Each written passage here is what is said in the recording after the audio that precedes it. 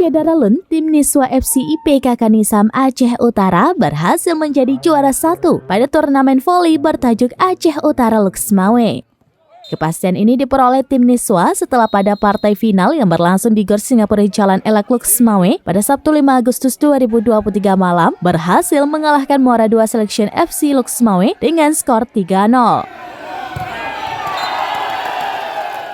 Dengan menjadi juara 1, maka tim Niswa memperoleh trofi dan uang pembinaan sebesar 17 juta rupiah.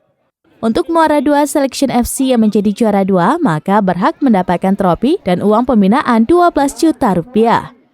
Juara 3 direbut tim Gerindra Belangmangat sehingga berhak mendapatkan trofi dan uang pembinaan 7 juta rupiah. Serta posisi 4 ditempati Macan Putih Muara 2 sehingga berhak mendapatkan trofi dan uang pembinaan 4 juta rupiah.